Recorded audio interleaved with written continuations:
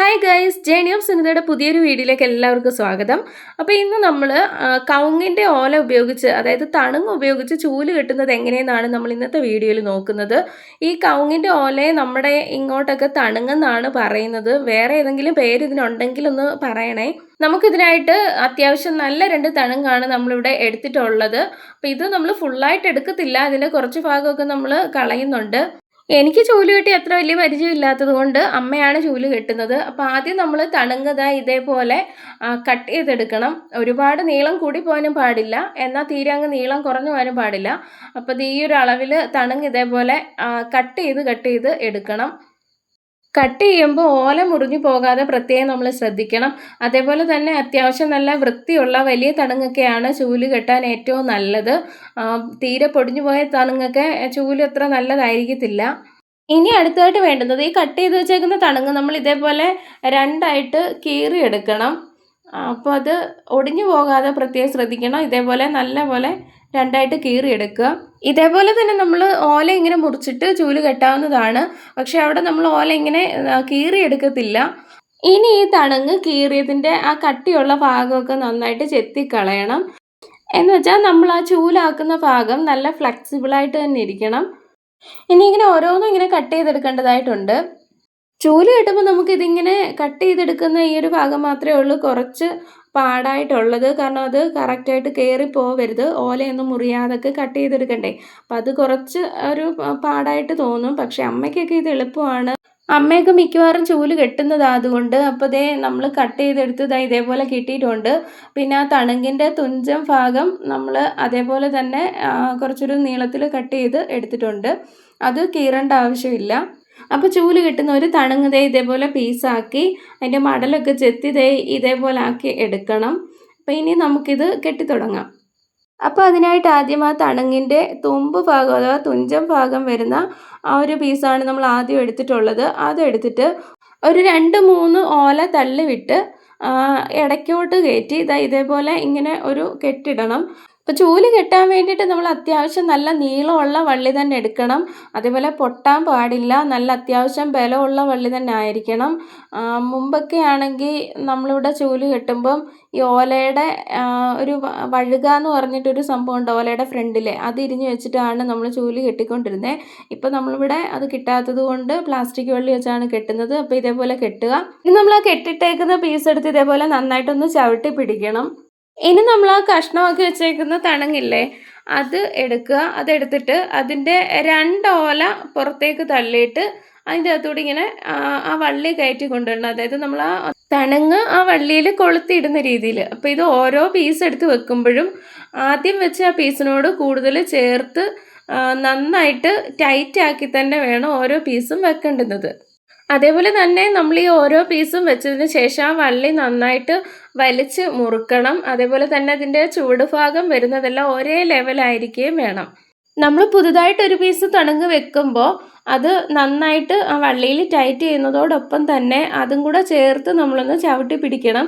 കാരണം എങ്കിലേ അത് നമുക്ക് ടൈറ്റായിട്ട് ഇരിക്കത്തുള്ളൂ. അപ്പം നിങ്ങൾക്കൊന്ന് മനസ്സിലാകാൻ വേണ്ടി 1-2 പീസ് കൂടെ വെക്കുന്നത് ഞാൻ ഇതേപോലെ ഒന്ന് കാണിക്കാം. ഇനി നമുക്കിതിൻ്റെ തുമ്പ് ഭാഗം വരുന്നതും ഇതേപോലെ തന്നെ നമുക്ക് കൊളുത്തി ഫിക്സ് ചെയ്യാവുന്നതാണ്. അപ്പം തണുങ്ങ് നമ്മൾ അടുക്കി വെക്കുമ്പോൾ നല്ല ടൈറ്റ് ആവുന്ന രീതിയിൽ തന്നെ ആയിരിക്കണം. അതിന് വേണ്ടിയിട്ടാണ് നമ്മളങ്ങനെ ചവിട്ടി പിടിക്കുന്നത്. അതേപോലെ തന്നെ അതിൻ്റെ ആ എൻഡ് ഭാഗം നല്ലപോലെ ഒരേ ലെവലിൽ വരുന്ന രീതിയിൽ തന്നെ വെക്കണം.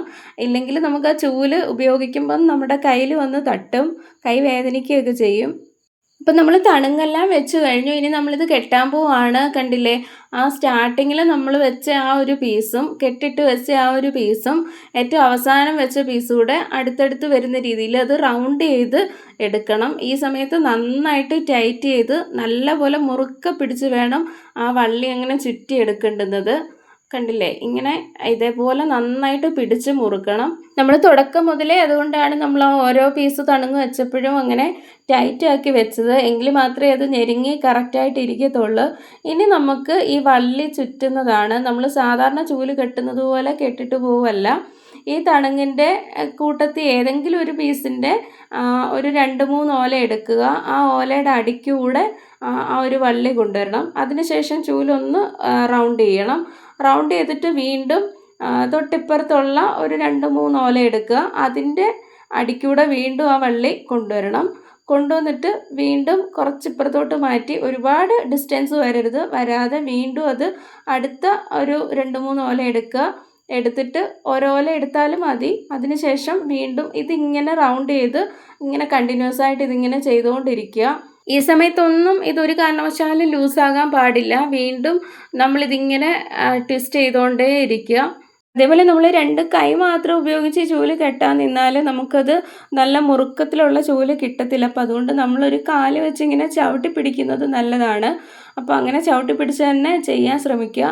അതേപോലെ നമ്മൾ ഈ ഓരോ ചുറ്റുന്നതും ഒരേ സ്ഥലത്ത് തന്നെ ചുറ്റിക്കൊണ്ട് നിൽക്കാതെ അത് ആ കെട്ട് താഴോട്ടാണ് പോകേണ്ടുന്നത്. കാരണം നമ്മൾ ഈ ചുറ്റി വരുന്ന ഭാഗത്താണ് ചൂലിൻ്റെ പിടി വരുന്നത്.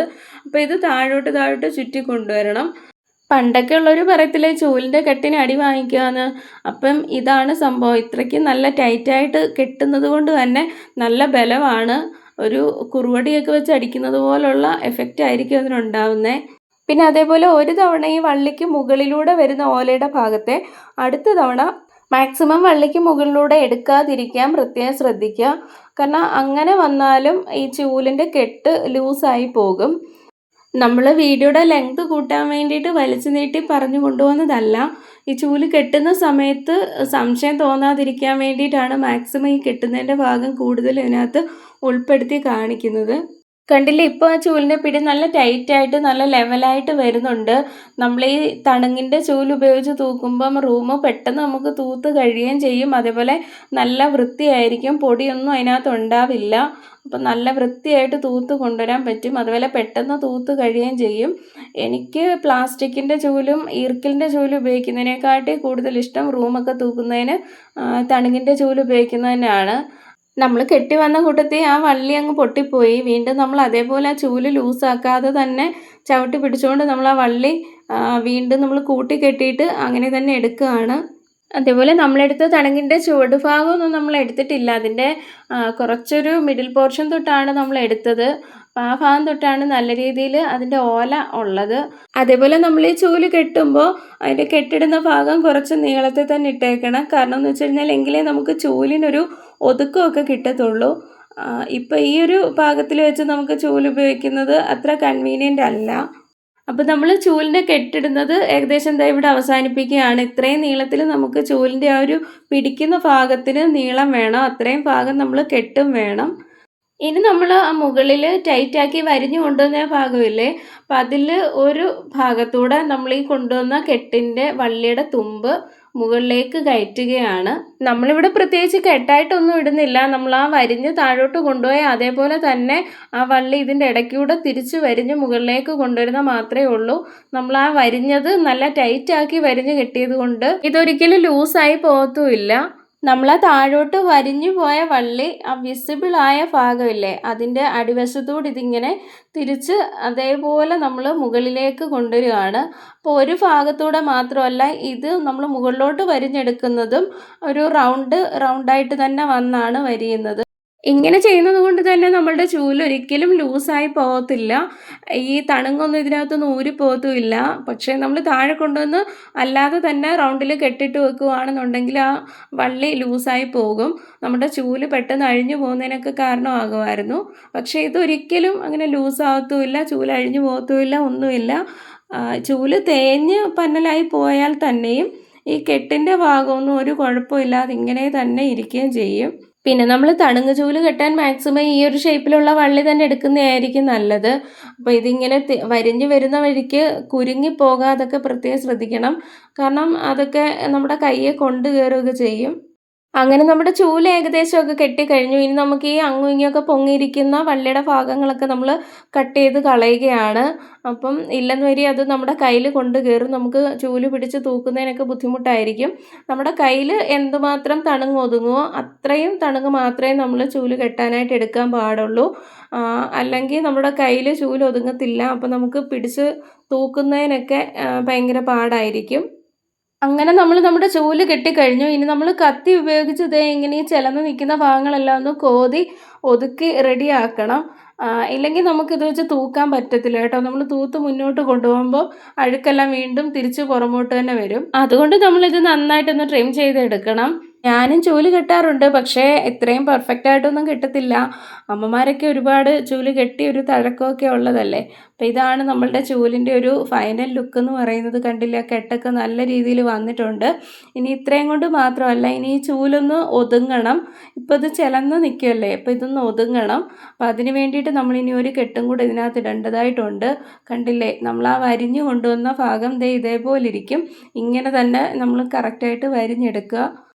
ഇനി നമ്മൾ ഈ ചൂലിൻ്റെ നടുക്ക് ഭാഗത്ത് ഒരു കെട്ടും കൂടെ ഇടണം. അതിന് നമ്മളൊരു വാഴവള്ളി ഉപയോഗിച്ച് ഇതേപോലെ ഒരുപാട് നമ്മൾ മുറുക്കണ്ട, എന്നാൽ ജസ്റ്റ് ഒന്ന് ഒതുക്കണം. അതിനുശേഷം ഇതിങ്ങനെ കൊണ്ടുവന്ന് പിരിച്ച് ജസ്റ്റ് ഇങ്ങോട്ടൊന്ന് കെട്ടി വെക്കുക. ഇപ്പോൾ നമ്മളുടെ ചൂലൊരു ലുക്കൊക്കെ വന്നിട്ടുണ്ട്. ഇനിയിപ്പോൾ നമുക്ക് തൂത്താലും പൊടിയൊക്കെ മുന്നോട്ട് തന്നെ ഇങ്ങ് പോരും. അപ്പോൾ നമ്മൾ ഇങ്ങനെ ഒരു കെട്ടും കൂടി ഇടാതെ നമ്മൾ തൂക്കുകയാണെന്നുണ്ടെങ്കിൽ നമ്മൾ തൂക്കുമ്പോൾ പൊടിയൊക്കെ പല വഴിക്കോട്ട് പോകുമായിരുന്നു. അതിനുശേഷം നമ്മൾ ഈ ചൂലിൻ്റെ തുമ്പ് ഭാഗം ഇങ്ങനെ ഒന്ന് വിടർത്തിയെടുക്കുക. ഇപ്പോൾ നമ്മളുടെ തണുങ്ങ് ചൂല് ഇവിടെ സെറ്റ് ആയിട്ടുണ്ട്. ചൂല് കെട്ടി മാതാശ്രീ തന്നെ നമ്മളെ ഒന്ന് തൂത്തും കൂടെ കാണിക്കുന്നുണ്ട്. നമ്മൾ ഈ ചൂല് ഉപയോഗിച്ച് റൂമിനകം തൂക്കാനായാലും ഇപ്പം അത്യാവശ്യം മുറ്റം തൂക്കാനായാലും പറ്റും. നമ്മളിവിടെ മുറ്റം തൂക്കുന്നതിനും റൂമിനകം തൂക്കുന്നതിനും സെപ്പറേറ്റ് ചൂലാണ് ഉപയോഗിക്കുന്നത്. മുറ്റം തൂക്കാനും പറ്റുമെന്ന് നമ്മൾ ജസ്റ്റ് ഒന്ന് ഡെമോ കാണിക്കുന്നതേ ഉള്ളൂ കേട്ടോ. അപ്പോൾ ഇന്നത്തെ വീഡിയോ ഇത്രയേ ഉള്ളൂ. എല്ലാവർക്കും യൂസ്ഫുള്ളായി കാണുമെന്ന് വിചാരിക്കുന്നു. അപ്പം വീഡിയോ ഇഷ്ടപ്പെട്ട് കഴിഞ്ഞാൽ ലൈക്ക് ചെയ്യാനും കമൻറ്റ് ചെയ്യാനും, ആദ്യമായിട്ട് കാണുന്നവർ ചാനലൊന്ന് സബ്സ്ക്രൈബ് ചെയ്യാനും മറക്കല്ലേ. അപ്പോൾ അടുത്തൊരു വീഡിയോയിൽ വീണ്ടും കാണുന്നവരേക്കും ടേക്ക് കെയർ ആൻഡ് ടാറ്റാ.